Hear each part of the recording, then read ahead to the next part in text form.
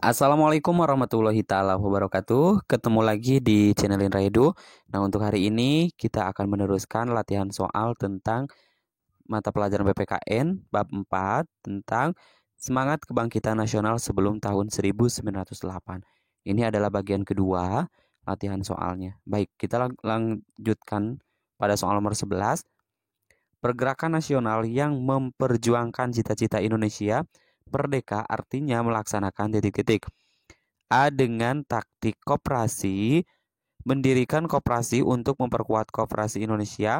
B. Melakukan kerjasama dengan pemerintah Belanda. C. Menolak kerjasama dengan pemerintah Belanda. D. Melakukan aksi gerakan politik di bawah tanah.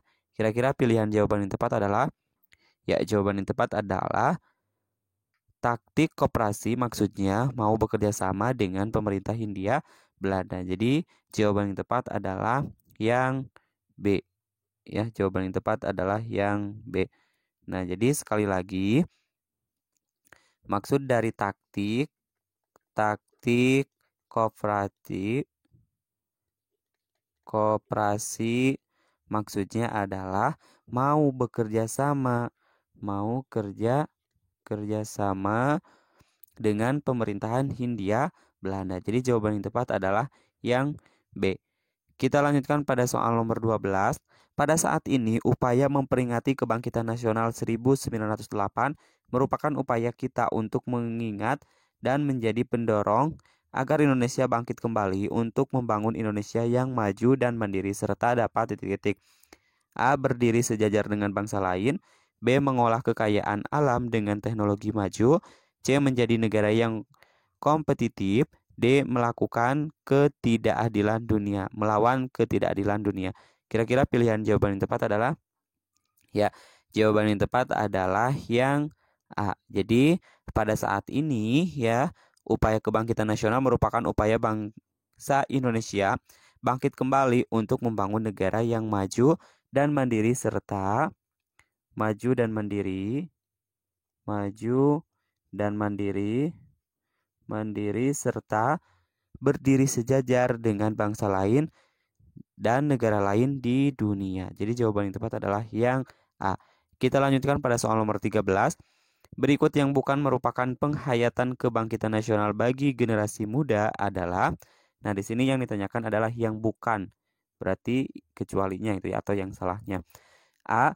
Meskipun keluarganya tidak mampu menyekolahkan, Tony tidak patah semangat dan berusaha mencari beasiswa sehingga ia kini dapat sekolah.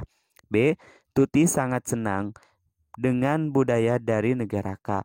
Bahkan pakaian dan logat bicaranya identik dengan budaya negara K. C. Danu sangat tertarik dan ingin mengembangkan padi yang lahan hama karena tanaman padi milik ayahnya sering diserang berbagai macam hama. D. Reta dan Lina suka sekali memasak, bahkan mereka mengikuti kursus memasak pada sore hari setelah sekolah. Nah, kira-kira pilihan jawaban yang tepat adalah, di sini yang bukan merupakan penghayatan kebangkitan nasional generasi muda. Jawaban yang tepat adalah jelas. Jawaban yang tepat adalah yang B. Bahwasanya Tuti sangat senang dengan budaya negara K sehingga logat bicara dan pakaiannya pun identik dengan negara K. Nah, kebangkitan nasional adalah masa di mana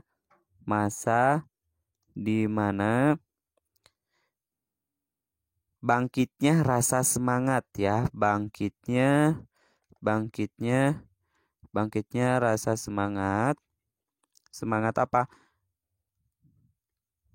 Semangat persatuan, kesatuan dan nasionalismenya serta kesadaran untuk memperjuangkan kemerdekaan Indonesia yang sebelumnya tidak pernah muncul selama masa penjajahan. Nah, sebagai generasi muda, tentunya kita harus mengamalkan sikap positif para pemuda pendahulu kita dengan terus berusaha dan pantang menyerah dalam mencapai cita-cita demi kemajuan bangsa dan negara Indonesia. Jadi, jawaban yang tepat adalah yang bukan merupakan penghayatan kebangkitan nasional bagi generasi muda adalah yang B. Kita lanjutkan pada soal berikutnya nomor 14. Salah satu faktor dalam negeri yang mempercepat munculnya kebangkitan nasional adalah titik-titik. A. Kemenangan Jepang atas Rusia. B. Penderitaan akibat penjajah. C. Gerakan nasionalisme Hindia. D. Pengaruh pendidikan Barat.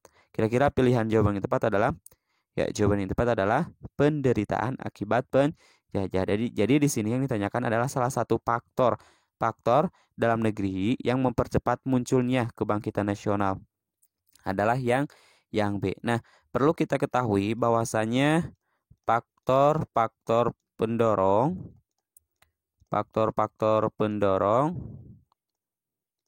lahirnya gerakan atau kebangkitan nasional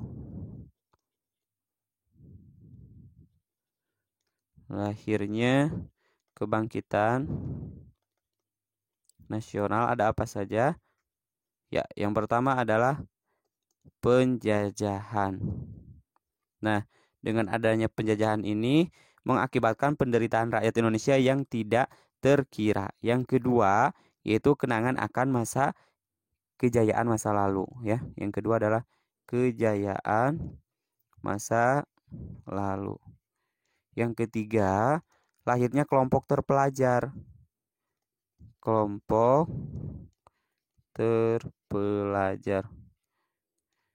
Nah, mereka memperoleh pendidikan Barat dan Islam dari luar negeri. Yang keempat, yaitu muncul berkembangnya semangat persamaan derajat, ya.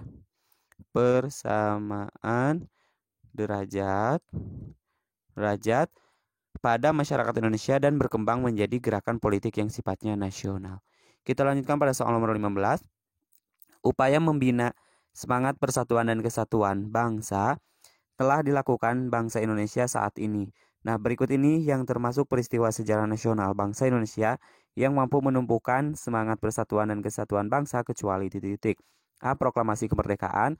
B. Sumpah Pemuda. C. Kebangkitan nasional. D. Aksi Tritura. Kira-kira pilihan jawaban yang tepat adalah, nah, di sini adalah yang kecualinya. Peristiwa sejarah nasional bangsa Indonesia yang mampu menumbuhkan semangat persatuan. Proklamasi, oke, ini menumbuhkan. Sumpah Pemuda, Kebangkitan Nasional, dan jawaban yang tepat adalah kecualinya adalah yang D. Nah, jadi ada beberapa upaya ternyata dalam membina semangat persatuan dan kesatuan bangsa telah dilakukan bangsa Indonesia melalui tahapan apa saja. Yang pertama, tahapan apa? Tahapan perasaan senasib dan sepenanggungan. Yang kedua yaitu kebangkitan nasional. Yang ketiga yaitu sumpah pemuda. Yang keempat proklamasi kemerdekaan. Nah, jadi upaya membina semangat persatuan dan kesatuan bangsa telah dilakukan bangsa Indonesia melalui beberapa tahapan. Tahapan yang pertama yaitu perasaan senasib dan sepenanggungan. Yang kedua, kebangkitan nasional. Yang ketiga, Sumpah Pemuda. Dan yang keempat adalah proklamasi kemerdekaan. Kita lanjutkan pada soal nomor 16. Perhatikan nama tokoh berikut. Yang pertama adalah Wahidin Sudirohusodo. Yang kedua adalah Sutomo. Yang ketiga, Suwardi Suryaningrat. Yang keempat, Cipto Mangunkusumo. Nah, tokoh-tokoh berikut kebangkitan nasional, tokoh-tokoh perintis kebangkitan nasional dalam perjuangan kemerdekaan Republik Indonesia ditunjukkan oleh nomor titik-titik. A1, 2, dan 3, B2, 3, dan 4, C1, 3, dan 4, D1, 2, dan 4. Kira-kira pilihan jawaban yang tepat adalah, nah, kita perlu mengetahui bahwasannya ada beberapa tokoh dalam kebangkitan nasional, ya. Tokoh kebangkitan nasional.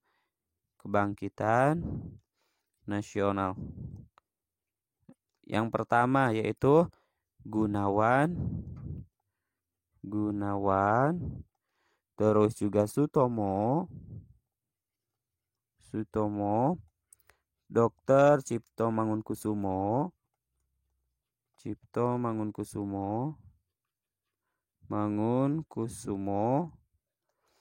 Dr.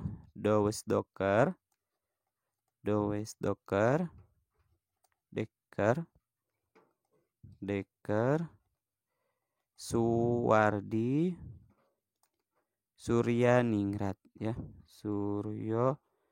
Ningrat, Ki Hajar Dewantara, Ki Hajar Dewantara, dan lain-lain. Jadi jawaban yang tepat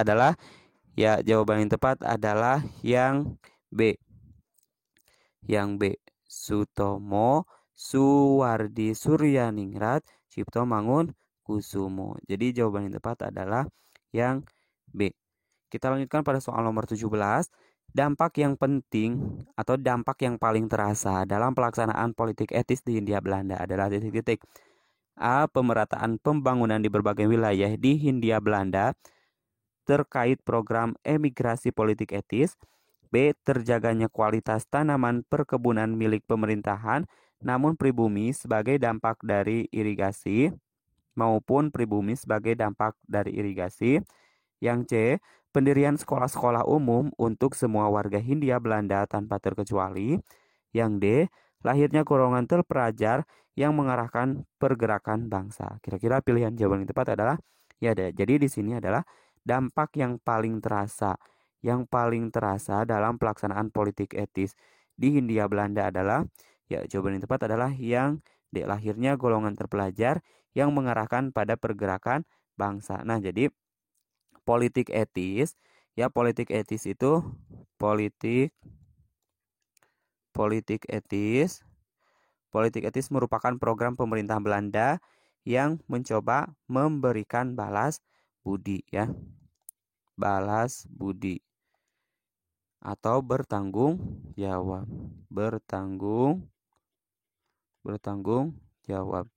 Nah, atas apa yang bangsa Hindia Belanda berikan terhadap pemerintah Belanda. Dengan dilaksanakan politik etis di Hindia Belanda, membuat perubahan yang signifikan dalam perjuangan bangsa, yaitu apa? Yaitu munculnya kaum terpelajar Munculnya kaum terpelajar yang menerima pendidikan modern dan nantinya memimpin pergerakan bangsa Indonesia. Kita lanjutkan pada soal nomor 18. Faktor pendorong utama yang menggerakkan timbulnya nasionalisme Indonesia adalah titik-titik. A. Kemenangan Jepang atas Rusia pada tahun 1905. B.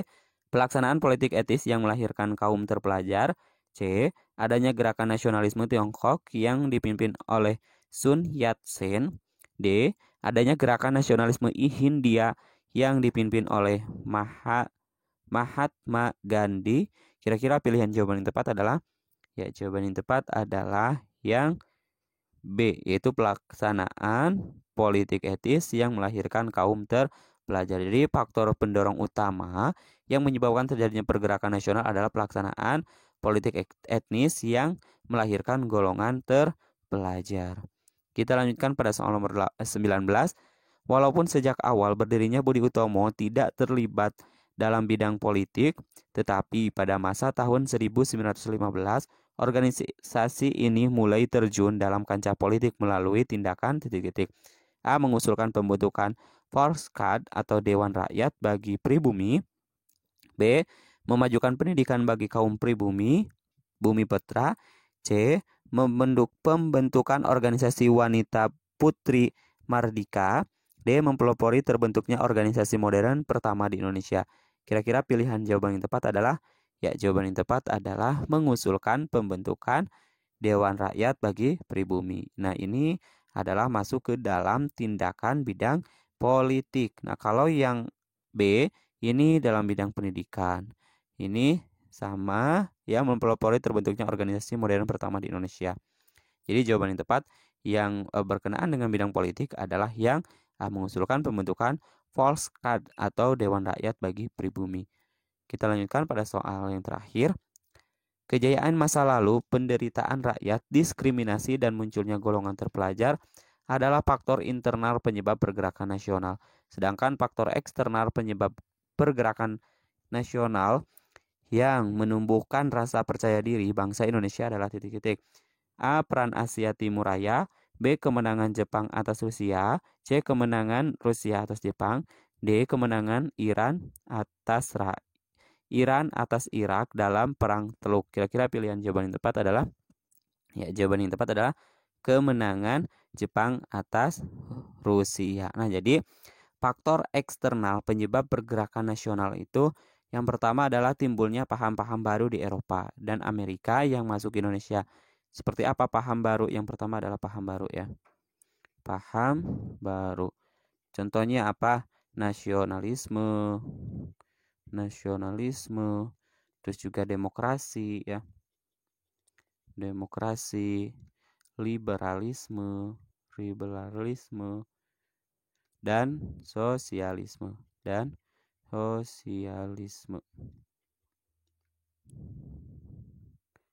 Yang kedua, munculnya gerakan Turki Muda ya. Turki Muda pada tahun 1885 dan Gandhisme. Nah, itu tidak lepas dari kebangkitan nasional di ASEAN dan Afrika.